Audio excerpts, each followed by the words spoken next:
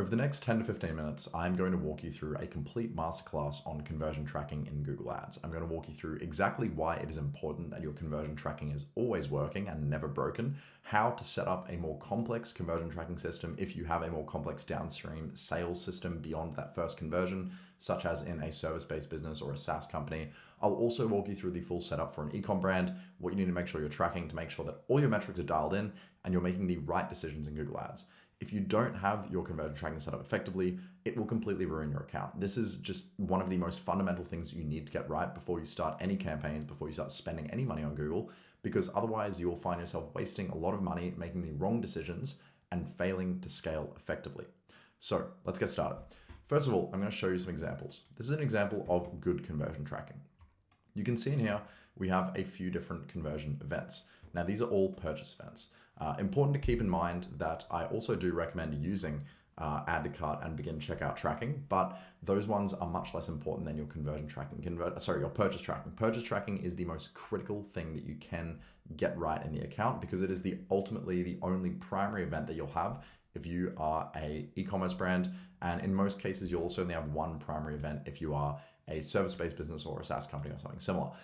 But basically, what you want to make sure is, first of all, you have backup events, right? You can see here, there are 3 different events. Only one of them is set to primary. This is also very important. Like I just said, you need to make sure one event is set to primary. But when you have good conversion tracking, it allows for clear data analysis and interpretation, as I mentioned. When you have backup and contingency events, it allows you to identify if something is broken. We can see right here that we have our main event, the AdWords conversion event. It's just the name of it. It's an older event, but it still works completely fine, works completely well.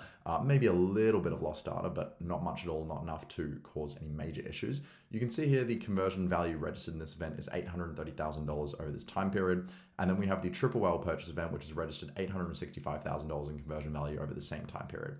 Now, because these conversion value registered values are within quite a close range of, I think, less than 5% here, it shows that they are working, right? If, for example, this conversion event had half the value of this one here, when they're tracking the same thing, which is a purchase, it would indicate that something's broken, which is very important because if you only had one event, how do you know whether it's broken or not? How do you know whether it's reporting correctly?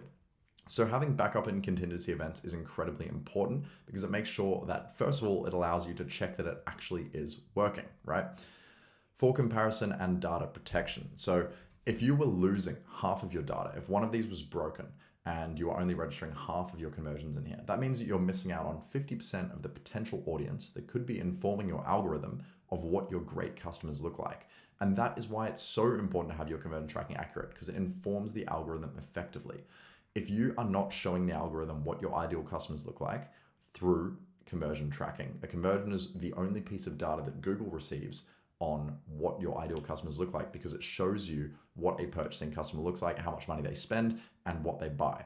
So if Google doesn't receive that conversion data, it can't inform the algorithm what your good customers look like, and it's never going to help you find new customers. New customer acquisition is so important in Google. If you are only targeting branded traffic, sure, you'll get a great ROAS, but you're not going to be able to scale. And the only way to effectively target new customers is by showing Google what your existing customers look like and asking it to find more of them. So that's why it's very important to get your conversion tracking right. Now, here's a few more things in here that I want to know. Like I said, make sure you only have one primary action. If you have 2 primary actions, it's going to double up your data. It's going to be an inaccurate representation of how much money you're actually making, and your dashboard's going to look really, really messy. Not only for algorithmic signals, but also just for in-platform attribution, reporting, data analysis, everything like that.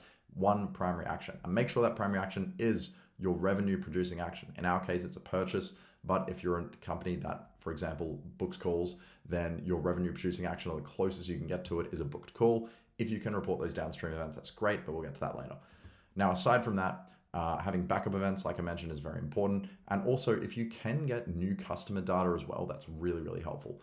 Obviously, it's much harder to track new customer events, but you can do something like this through Triple Whale, where it allows you to attribute exactly how much revenue came from new customers. Now, again, this won't be perfect, but it's much better to have at least some level of new customer signal, so you can use this event to your advantage if necessary to try and push more new customer acquisition. But we found that in this account, we just set the regular purchases primary because it was doing enough for us on the new customer acquisition front. Now, this is what bad conversion tracking looks like. First of all, you can see all of these labels here: needs attention, inactive. everything's broken right now. Doesn't look good. You can see the GTM action, which is set up through Google Tag Manager directly and tracks the purchases, has registered $12,000 in conversion value. The GA4 conversion event, which also is meant to track purchases and conversion value, has only tracked $7,800 in conversion value and only 582 purchases as compared to 847. Very clear here that something has gone wrong, right? Why are these not representing the same number when they are tracking the exact same event? The reason is because one of these was missing data, right? When I analyzed this account, it became clear that the GA4 tracking was not correctly set up. The events weren't effectively being pushed through and all the parameters of those events weren't being pushed through correctly. And as a result, it was missing some data. So this is a clear indicator that something's broken. And when it is broken, it makes your data analysis much more complex and it leads to inaccurate conclusions. Imagine, for example, that you had this GA4 event as your only primary event. In this case, it was double primary, which, as I told you, we don't want to be doing. We only want to have a single primary event. In this case, they were using a double primary event to try and supplement the additional data that was missing from this event. But again, it just gets really, really messy. So when you use this event as your only primary event, if they were to use this as our only primary event, then they will be missing out again on a huge amount of data. It would make their returns look much lower than they really were. So it's very, very important to make sure, first of all, that you are getting the right values and that your values are aligned. When there's a disparity between similar actions, it indicates your tracking is broken, obviously, right? If you are getting different purchase conversion values from the same events, something is not working. And the biggest issue overall is, like what I mentioned in good conversion tracking, if your conversion tracking isn't working, then it's ineffectively sending data back to Google to inform the algorithm. So in this case, you're not giving Google as much data as possible on what your good customers look like. Not only that, but the data is probably incorrect. Given that the parameters aren't being sent through correctly, it's very likely that it's actually sending through inaccurate representations of how much your customers are spending, what they're buying, and exactly what these people look like. So very, very important that it all works to inform the algorithm of what your customers look like and also to be able to attribute effectively in platform and make the right decisions to optimize your campaigns. So that's why it's important. Now, another very important thing to consider is if you are a company that has downstream events beyond just that initial conversion. So in a lot of cases, you'll have a company that registers phone calls or lead form submissions on their website.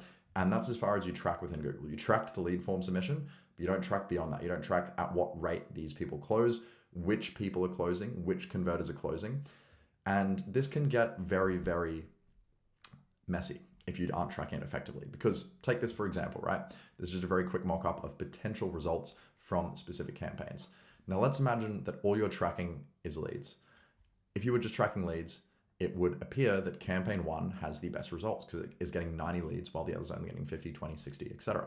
However, if you then track the sales that come from these leads, you find that campaign 4 actually gets the most sales and the conversion rate on these leads is far, far higher, which indicates that campaign 4 is probably producing higher quality traffic, right? And when we look at the value per lead, this is the clearest representation of that. In campaign 4, a lead is worth $208, while a lead in campaign 1 is only worth $27. So let's say you're paying $50 to acquire these leads. You're at a negative return on ad spend with campaign 1 and a roughly 0.5 return on ad spend. But with campaign 4, you're at a 4x return on ad spend. Despite the fact that in platform, it looks like campaign 1's the best and campaign 4 is just kind of average based on the number of leads. But you need to be tracking the number of sales that come from the leads. And if you can upload them as offline conversions back into Google, then you get that missing piece of the puzzle. And you can start to tell Google which campaigns are producing sales, not only which campaigns are producing sales, but also which leads are producing sales. You can re-upload that data back to Google to show it what your ideal leads look like, what your ideal customers look like. So then Google can target more of these people and less of these people, which is going to result in an overall better return on ad spend, which is what comes from your value per lead and your overall spend. So very, very important that you're tracking all of your downstream metrics because otherwise you will be missing out on a huge amount of data and you could be leading the campaigns and the algorithm and the optimization in the wrong direction.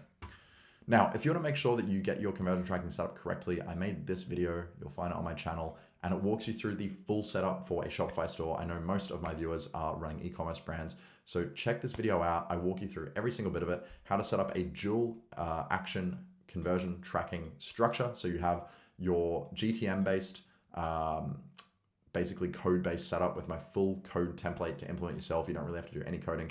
You just chuck in a few numbers and it does it all yourself.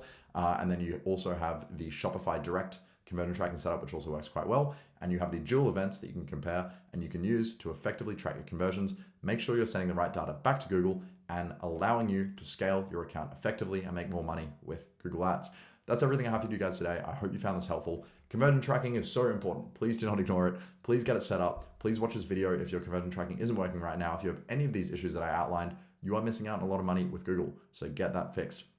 If you want me to set it up for you, if you want some help setting up your conversion events, if you want some help setting up your Google Ads account in general, feel free to book a call with me down below. More than happy to chat, figure out how we can help you make more money with Google Ads, because I guarantee that if your conversion tracking isn't set up right, you could be making a lot more right now.